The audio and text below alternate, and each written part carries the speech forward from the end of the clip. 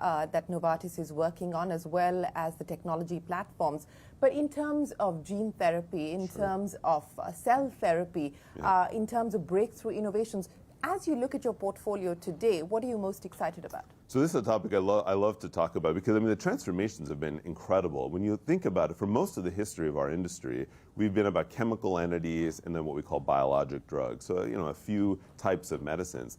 And then over the last decade, we've had this explosion in science. When you think about all of the things that we've learned about human genome, RNA, cell therapies, and so now you see actual drugs approved. So Novartis, we're the largest gene therapy player in the world, and we have gene therapies. We're the largest radioligand therapy. It's a new technology that actually treats cancer, many solid tumors. We're the largest producer of RNA interference drugs in the world, which is this whole new area which allows you to silence proteins in the body to treat diseases. And what this does is it allows us to expand both the number of diseases we can treat, but also how we treat them. When I think about this drug Leqvio I mentioned, an siRNA, twice a year, and you're able to control cholesterol by 60%. And so this is where I think medicine is going to move, to these newer technologies, which on the first end will allow you to be at the high end.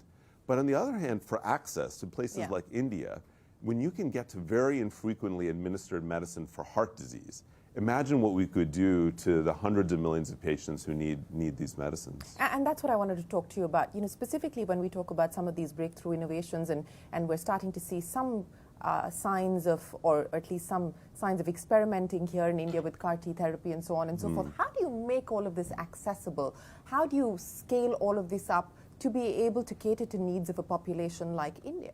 Again, it's going to be a long journey. It won't happen overnight. But when you go back again in the history and you look at biological drugs in the 1980s and 90s, people like us were probably sitting there saying, how will we ever get this to the masses? And now biologic drugs are available globally because we've been able to bring down the production costs over time. We've been able to scale up in new ways how to actually get the access to patients who need it. And this, of course, allows the access to happen. I think a similar story will happen. The first generation cell therapies are very complex and cumbersome. As we get better and better in Novartis labs, we're even thinking about ways to how do you make cell therapy just happen inside the patient so you don't need all of the complex architecture. Similarly, you know, I think similar things could happen with gene therapy. With small interfering RNA therapy, these are already therapies I think you could get to the masses over time because the production costs have come down quite significantly. You know, what we saw through COVID, especially as far as the vaccine manufacturing was concerned, was the way that we could bring the time down for this to get to the market. With the kind of R&D spends, and you're doubling down on R&D expenditure at this point in time, what can we realistically expect in terms of time to market for some of the drugs that you're working on? You know, I think there will be some acceleration, but I think what's important to note is COVID was a very unique circumstance. I mean, here we really knew the disease, we knew the virus, we knew the disease, we understood the virus, and regulators felt very comfortable moving extremely quickly. I think what I observe now in global regulators is they learned how to accept trial data in new formats, how to allow us to run clinical trials much more quickly, but they also rightfully come back to a place where they want real hardcore evidence. And I really believe for the long run of our sector, you need strong regulators because the public has to trust the medicines. And we see that also with COVID vaccines. The public has to trust what ultimately we come to market with. So I'm not so upset that in the end regulators go back and say, look, what is the right thing for cancer? What is the right thing for heart disease? Let's get the right standard for the right disease and then hold companies accountable. You know, and I agree with you that there is need for strong regulators and strong regulation. But what about harmonization of regulation, especially as we look at cross-border challenges? I mean, this is a universal issue that we're talking about. How do you see the need for harmonization as far as standards and regulation? I mean, I think it's a great question, and it's been an industry challenge for a long, long time. I mean, so it's been really hard to get global regulators to look at these things in a similar way. Not a lot of progress has been made on the front. And I think it's an opportunity. I mean, if you think about the Indian regulator, how could they leverage what the Europeans do or the US does? How could they harmonize a lot of the work that they do? Because one of the things that then, of course, creates delays for patients getting access is when one regulator has a different set of expectations than another. So, for instance, many countries, including India, require local studies. And you could debate, maybe in some instances, it's a good idea. But in many instances, the fact that we've already done thousands of patients all around the world, why do you want another local study to delay access? I think there's a lot more we can do on harmonization for sure. You know, since we are talking about regulators and regulation, I just wanted to understand how you view the recent incidents that we've seen happen, where there have been Indian companies involved with incidents of spurious drugs, contaminated drugs, and so on and so forth, which the World Health Organization has acted against. How do you read those developments, and what do you make of them? I think it's very concerning because, of course, you see, as a physician scientist, it's very concerning to see some of the impact of children, especially in some of the contaminated products. I think it really erodes the public trust that we've talked about earlier. We really need to have all companies, including companies in India, maintain the quality standards that makes the public trust our medicines. So I think it's very important we act quickly and that we get to the bottom of these situations, and then we raise the standards. And I think most countries, as they go through this journey to become more innovative, knowledge-based in their industries, including in biotechnology, they have to get the quality standards up. And so I think that's absolutely critical. And I think for India, and especially Indian companies, to become global players, you have to meet those quality standards. I mean, the US FDA is probably the toughest regulator in the world, and it's the largest market in the world. And so to make that transition, you have to get to the quality standard that the world expects. You know, as you talked about how you're transitioning from a transformation journey now to the execution journey, what are the next milestones that you're going to be mapping as far as this journey is concerned? Well, the big one is the expected spin of Sandoz, which would be on track for the second half? On track for the second half, and that's a very big undertaking. I mean, that's a 25,000 person spin. It's second large-scale spin we've done over the recent years after Alcon. So that's a big undertaking. That's one critical milestone. The next is we have a very large transformation program undergoing right now in the company, and really seeing through that this year so that the setup of the company is the right one.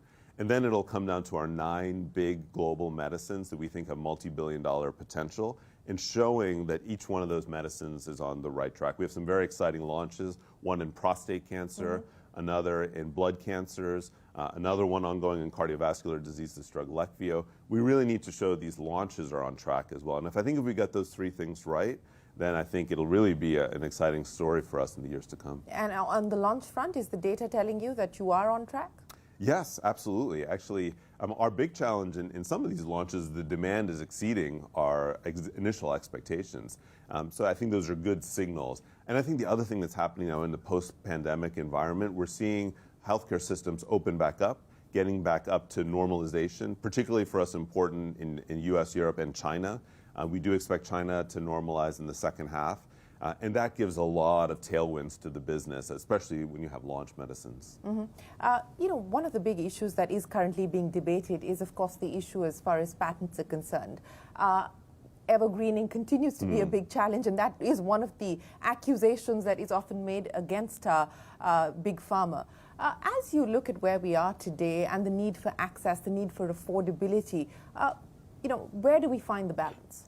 Well, I think as many topics right now, everything goes to extremes, right? You have the extremes on the industry saying that we need to protect fully all of the innovations, and on the other side talking about evergreening. And the truth, of course, is in the middle. And really, what we need to find is the right patent frameworks, including in a country like India, that protects legitimate innovation. Because otherwise, high-end, high-science, technology-based industries can't thrive in a country. And I think there is a right middle ground. Certainly, the goal is not to do evergreening, but the goal is when you make legitimate innovations that improve the profile of a medicine, it should be protected. Data, regulatory data should be protected. IP should be instituted and then appropriately defended in a reasonable time frame. That's what creates an innovation ecosystem. And I think we can get there in most markets. The biggest concern I have globally is there is this push to pull back. And I think what that would do is damage many innovative sectors, not just ours. Because I think the patent framework is what allows human society to defend incredible technological advances. And if you start eroding that, you may not see it, but over decades, you will see innovation come down. And I think it would be better for society to really embrace the fact that we want to protect incredible innovations. And find a middle path. And find the middle path, yes. So let me end by asking you, as a physician scientist, and now CEO, you know, do you believe that your approach to this job is different because of that? And how do you see the role of science, innovation. I mean, how much can you speed up science? That's been the big question through the course of the pandemic, which you also addressed. But, you know, because of your background, do you see your role as CEO differently? I do, I think. I mean, fundamentally, the numbers that animate me, or maybe not the numbers that are in the income statement or in our balance sheet. It's not the EPS. It's the numbers of medicines we create for the world. It's the number of patients we reach with those medicines. I think what we sometimes lose in today's world, where we have so many great medicines and vaccines, is what an incredible story it is that for most of human history we had no medicines. You know, and in the end, in the last 150 years, we unpack 2 billion years of the evolution of a human cell, of any animal cell, in fact, and we find a single molecule that can transform the life of a cancer patient or transform the life of a heart disease patient. And the fact that we can do that again and again is an absolutely extraordinary achievement. I think of it, it's like building a rocket. I mean, we celebrate rockets when they go up into space. The fact that we find medicines... Can we celebrate malaria drugs as much? Yeah, exactly. Yeah. Exactly. And if we could start to understand the magic that those medicines really are, that's what gets me excited. And every time we find a new technological advance that lets people live longer, healthier lives, that's pretty amazing. Vaz, it's been an absolute pleasure. Thanks so much for joining us here on the Global Dialogue. Appreciate your time. Thank you, Shireen. Well, with that, it is time for us to wrap up this edition of the Global Dialogue. From all of us here on the team, goodbye and many thanks for watching.